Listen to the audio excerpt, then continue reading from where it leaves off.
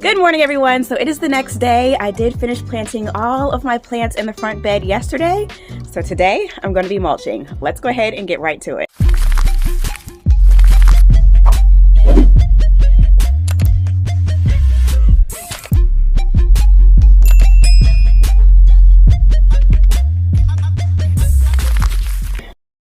So here's a look from the back of the bed. I just wanted to show you guys really quickly. I did open one of the bags from my 2 pallets I got delivered from Lowe's. This is the Stay Green Premium Black Mulch. This is their new mulch, and I'm not loving it, y'all. I literally just put down one bag. This is how much one bag got done for me. It's a nice coverage space, but I'm just not loving the look of bark mulch in my front bed. I really prefer the look of the nuggets. So I did go to Home Depot. Their mulch is 4 for $10. I purchased 16 bags just in case I need some to fill in the beds running down the side of my driveway. So we're going to use this today, and then we'll be using the other bags to fill up the backyard beds. I'm also dressed in all black today. I learned my lesson years ago. On mulching day, wear black to avoid staining my clothes.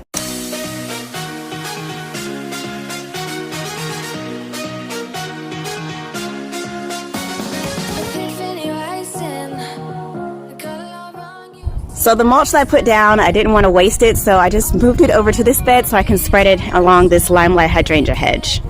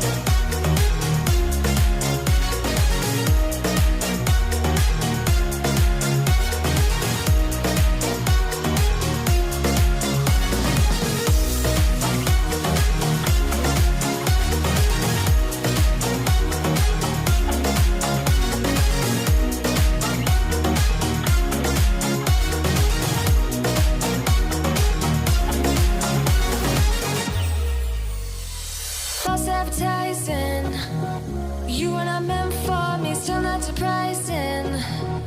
Need no apologies, cause I just don't really care what you think. Okay, y'all, so I got most of the bed mulch. I'm going to stop over here for now just because I do plan on running drip down my arborvitaes to connect to my mailbox bed up there, because that is linked to the drip in my tree ring here. But I do think I want to go ahead and dig out my dianthus I have planted here and plant those around my magnolia.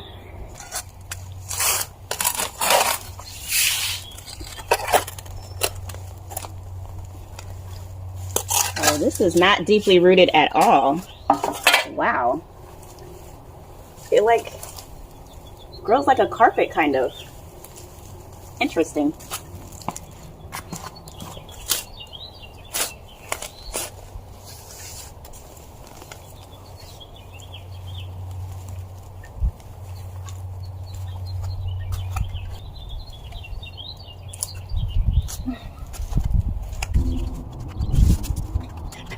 So I haven't quite yet decided what I want to plant in this area. I do have plans to replace my horrible looking rusted box here with this white planter off to my left. So that will be an up and coming project. I'm just going to go ahead and mulch this area for now, and I probably also will be relocating my blue goat spruce because it is dropping a lot of needles. It's not getting enough sun here. That will be in another video. I'm going to go ahead and get this area mulched, and I'll show you guys the final reveal.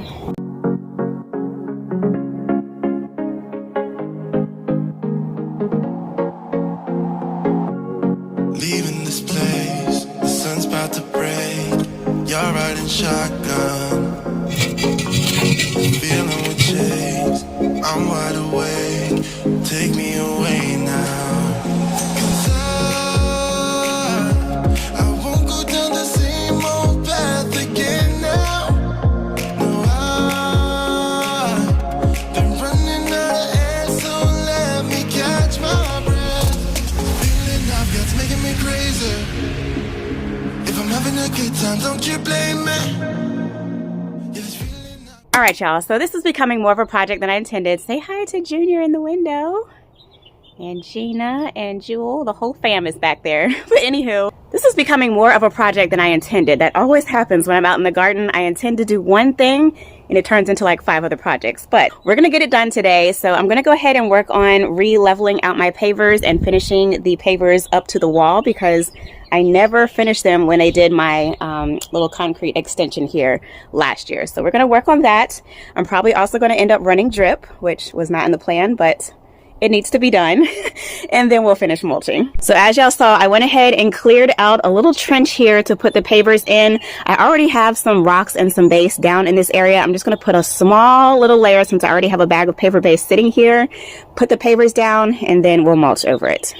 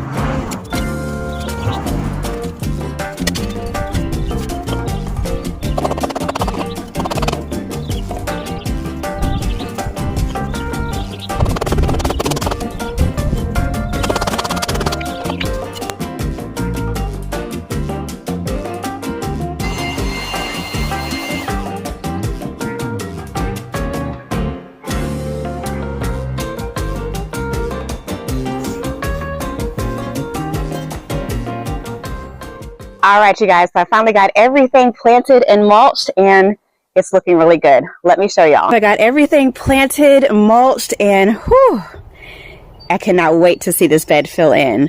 Okay, y'all, so you know how I said my projects always turn out bigger than intended? This is becoming way more than I intended today, but I'm happy with what's happening. So let me show y'all. Y'all know I had this pole here with this horrid box. So I decided to get rid of the box today. I did go ahead and also dig up the blue globe spruce that I had planted right here. Let me show you what I'm putting in its place. Okay, y'all, so blue globe spruce has been dug up and transplanted to my backyard. I'll show you where I put it temporarily, but it was just getting way too much shade for this area. So in its place, I have this gorgeous blue shag white pine that I purchased from Mr. Maple earlier this spring. And this one does say that it can take partial shade. It does prefer sun.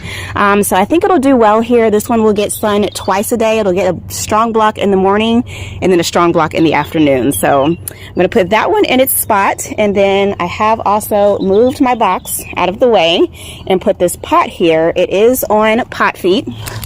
These are some pot feet that I got from Walmart it's a pack of 4 for 97 cents. I need to try and find some more, but I need to try and get this a little bit more level. Wanted to raise the pot up so that I can run drip down the drain hole so that I can put this plant that I'm going to put in here on drip. Let's go ahead and run the drip first and then I'll show y'all what's going in the pot. Okay, so I hope y'all can see what I'm doing, but basically I'm going to run my 1/4 inch drip line down through the drain hole so that I can connect it to my 1/2 inch drip line that's already running throughout this bed. And yes, perfect. Okay, and I want to make sure I leave myself plenty of give just in case I decide to move this pot over just a little bit. So I've got plenty on this side, plenty hanging out here, and still not fully level. Let me see if I can get this a little bit more sturdy. Get this pot put in. There we go. This is not going anywhere unless I really put some force on it. Okay, so I'm going to put my drip line. I need something to hold this. Actually, I think it'll be okay. I'm going to go ahead and fill this bottom part with old soil and then I'll put the good soil on top.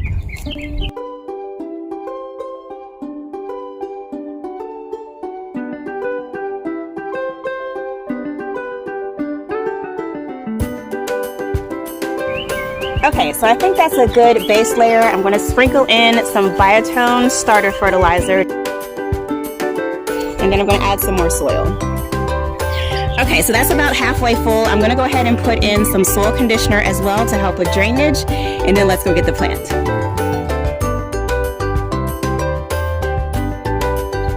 Okay, I think that's good. Let me go get the tree. So here is the tree I'm going to be planting. Isn't it gorgeous, you guys? Look at these blooms. Oh my goodness, they are so, so pretty. So this is my lavender twist redbud that I purchased on my plant haul earlier this spring. I got this from the farmer's market, and I got this one on a super deal, you guys. So this is a weeping habit tree. I'm going to be putting this into the pot, and I think it's going to be a gorgeous, graceful weeping tree. And just looking at the depth of the pot, I think I definitely filled the pot up too high. I always do that. Let me take some of the soil out first.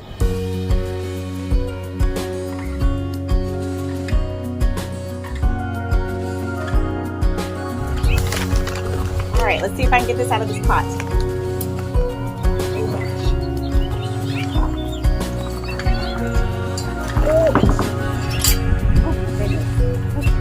Trees are dancing while the spring's still here. They don't make haste cause they know what's coming. We try to wash away our broken years, but it's so hard in the cold summer.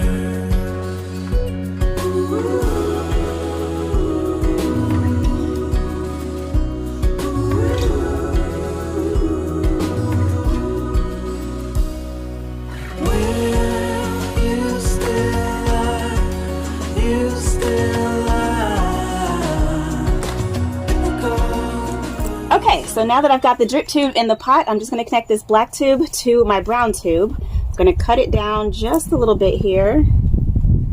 Let's see, I still want to leave myself some slack just in case I need to make some changes eventually down the line. Snip it. And then I'm going to insert a straight coupler in this end. I love working with quarter drip tubing. It's so much more pliable than this big ½ inch. And then I'm going to stick the barb into my brown poly, and hopefully I won't need my hole punch for this.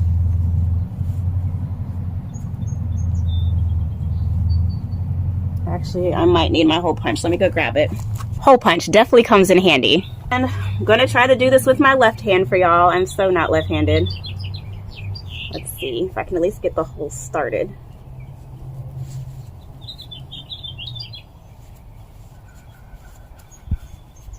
All right, there we go. And then barb end will go in this way.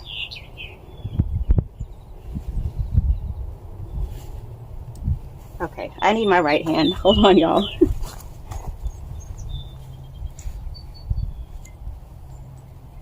All right, drip tube is connected. The last thing I'm going to do is hook this end up to a bubbler. Insert editing, Jess. It is raining, but I just wanted to show you guys what the bubbler connection looks like. It is all ready for watering.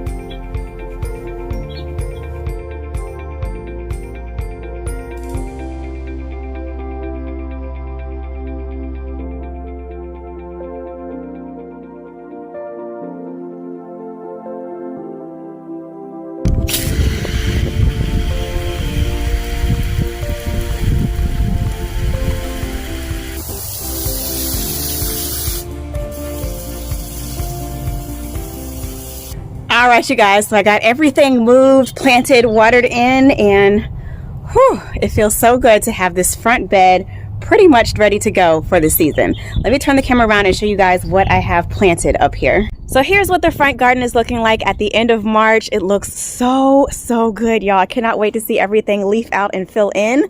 So really quickly, let me run through the plants I have planted in here.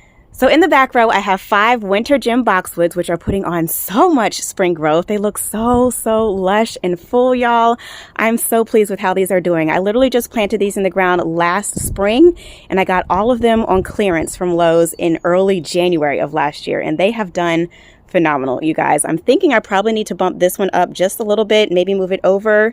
Y'all know I need my even balance and symmetry, and that one looks like it's sinking a little bit for me. But anywho, they're doing great. They do look a little bit wilted because I literally just watered everything in this bed, but I'm loving their pop of green with the black and white. Y'all, I'm just loving the black, white, and green vibes this year. In front of them, I do have a hedge of tiny quick fire hydrangeas. I do have 5 planted. The one over here, I literally just broke off its last branch. I'm hoping it'll survive. I may need to replace that one, but they are all leafing out. Let me zoom in so you guys can see. They are all starting to leaf out, and I cannot wait to see them put on some size and some pretty little blooms. They did bloom for me last year as well. On either side here, you can see one planted here and one planted here. Those are eclipse hydrangeas that I purchased from Lowe's on clearance. They have a nice dark leaf. It's almost the same color as my mulch, but that's okay. I think it's going to be gorgeous. They do bloom pink in the summertime, so I think it'll tie in nicely with the callus that I have planted here.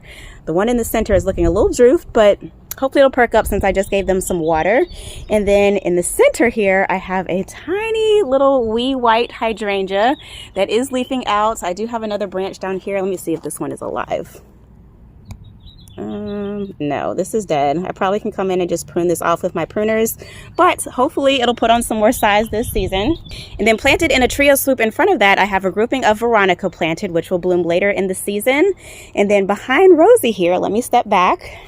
Still need to find a replacement for her, but she did originally have 3 opalescence phlox planted around them. I think the one planted dead center behind her, I think I lost that one, y'all, but I have one coming up here and one coming up on the other side. Those do bloom a pretty pink and white, which I think will tie in with the rest of the colors that I have going on in this bed. And then dotted throughout the bed around Rosie, I do have my gorgeous impatiens that are going to come in. So here's a look at their tag. They're called Sun Patience Compact Orchid Blush. So they have a nice light pink color to them. They do take full to part sun, and they grow 16 to 30 inches, y'all. I'm kind of worried about their sizing, but if they grow huge, it's okay. So these are annual acceptance zones 10A to 11B, hardy to 35 degrees Fahrenheit. So I think they're going to be gorgeous filling in around her. And then down in front of her, I have a quad swoop planted of my favorite annual. So let me show y'all what the tag looks like. These are Supertunia Vista Latte. They do take full to part sun. They grow about 6 inches tall and they spread about 12 inches wide. These, same thing here, they're going to be annual acceptance zones 10A to 11B, hardy to 30 degrees Fahrenheit. So I think these will fill in around her so gorgeous. So these have a nice white bloom to them with that deep chocolate throat. I think it's going to tie in so nicely with the black and white theme I have going on in this bed. So I'm excited about those. And then kind of along my middle drift here, you guys can see I have my daffodils coming up. They are just starting to swell. These are a very late blooming daffodil, so they'll probably start blooming in the next couple of weeks. I'll definitely give you guys an updated tour when those come into bloom. So once those die back to the ground, hopefully, fingers crossed, my lemon coral sedum comes back up. So I have a drift of that planted right along where all of my daffodils are. It'll be a nice lime green pop of color, separating the 2 whites that I have here. So along my front border, I'll have my gorgeous Surefire white begonias. I cannot wait to see these put on some more size and fill in. I think this bed is going to be so gorgeous. And then over here around my arborvitae here, I do have my lamb's ear starting to come back. It looks a little spotty because I did mulch a little heavier in this area just because it was really low. And I do also have 3 I'm not sure of the variety, but they are 3 salvia planted. I have one here, and one right around here that I think I buried. So I still need to find an annual to plant along this border here. I do have drip ran through this entire swoop here, as well as throughout the entire rest of this bed. And then back here on the corner, I have my gorgeous euonymus, y'all. I love this plant so much. I love its variegation. It adds such a pop of color to this bed. This one has been in the ground, I want to say 5 or 6 years. It's one of the original plants that I started with originally when I first started my garden, and it has put on so much spring growth. Like, look at this color, y'all. You just cannot beat that in a shady area. So pretty. And then down in front of that, I have 2 clumps of autumn joy sedum that are starting to come back. Those bloom late August. And then I have a couple of hyacinth bulbs that I just popped in the ground. They're not looking as robust as they normally do, so I may dig them up and relocate them to another section in the garden, but loving their spring pop of color for now. And then off camera, I did mention to y'all that I dug up my blue globe spruce that I originally had planted here. It was in way too much shade.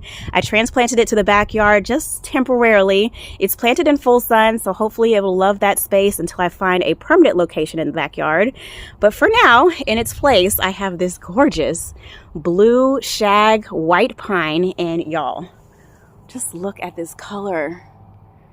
Isn't that so pretty? And it's just such a soft, fuzzy little plant. I think it's so cute. So this one is very slow growing. It probably will fill in this space maybe in the next 6 to 8 years or so. So I'm just gonna enjoy its little blue ball here. I think it's so cute. I do plan on coming in and probably planting some more annuals to fill in this space. Maybe something that is a little more shade loving. Maybe something that spreads. You guys leave me some suggestions down below in the comments. Down here, I still have my large clump of daylilies. I know, y'all, every year I say I'm going to divide it. I just haven't gotten around to it yet, but it is coming back nice and lush. I love the dark green foliage of this. And then last but not least, stepping back, we have my gorgeous lavender twist redbud, which, y'all, I am so loving the spring color up here. Like, look at these buds. Let me give you a close-up. Isn't that so pretty? Like, oh my gosh, I am loving the spring color. It is also starting to leaf out. As you guys can see, it's putting on those lovely heart-shaped leaves that we all love that Eastern Redbuds provide. This one is in a weeping habit. This one gets, I think, 6 feet tall. Let me double check. When I step back, I'm actually loving its height here in this pot as well. So I'm pretty sure it's going to outgrow this pot over the next couple of years. Again, I just have it planted in the pot to see if I actually like its structure here. I'm not sure if I'm going to love it once it leaves out. We'll see. I'm still trying to get used to weeping trees, y'all. But if I do end up loving it, I'll just pop it in the ground here and it will love its life in the ground. So I still need to come in and finish mulching this area here. I'm waiting till I finish my paver installation over here. As you guys saw in my previous video, went ahead and dug out the side. I do plan on widening my strip here. So when I do that, I will just tap in, move some mulch back, tap into my existing drip line, run the drip all the way down the line here. And then I'll trench under the grass right here, but you can see I have a connector here where my drip pops up in this bed. I think I have, what is that? Oh, that's a lizard. Whew, scared the crap out of me. Okay, anywho, I have access to drip here that runs under the grass. I trenched a couple years ago. You can see it comes up here and it runs throughout my entire tree ring. So all of this eventually will be automated. I'm so excited.